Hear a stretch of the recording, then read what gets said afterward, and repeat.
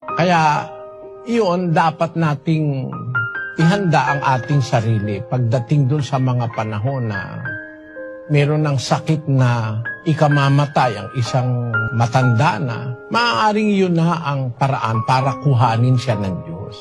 Kahit ano pang tawag mo sa Diyos, kahit ano pang pakiusap mo, pag itinakda ng Diyos yun, hindi mo yun maiiwasan.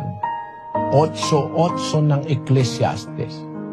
Walang tao na may kapangyarihan sa Espiritu upang pumigil ng Espiritu, ni walang kapangyarihan siya sa kaarawan ng kamatayan. Wala nang kapangyarihan ang tao sa kaarawan ng kamatayan.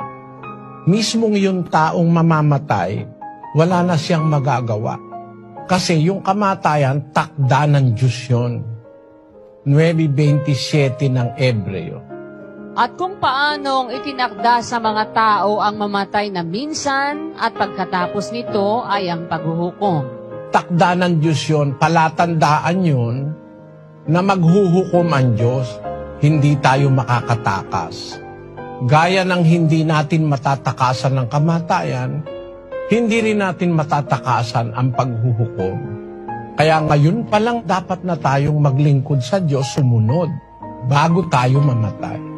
Dahil sa ayaw natin sa gusto, dadating din tayo doon. Kahit bata na mamatay. Kahit hindi pa ipinanganganak na mamatay na sa tiyan. Matanda na mamatay. Malakas na mamatay. May kapangyarihan, presidente na mamatay. Takda kasi ng Diyos yun.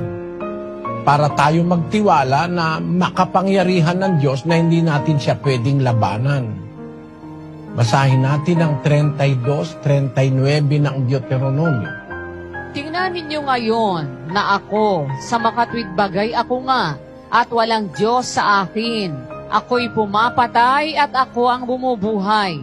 Ako'y sumusugat at ako'y nagpapagaling, at walang makaliligtas sa aking kamay. Kaya walang pwedeng makaligtas sa kamay ng Diyos. Ang magagawa mo lang manalangin sa Diyos.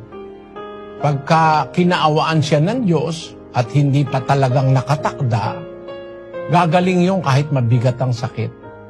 Pero pag nakatakda na siya, kahit ano naman ang gawin mo, kahit umanib ka pa sa totoong relihiyon, hindi mo na mapipigil yon.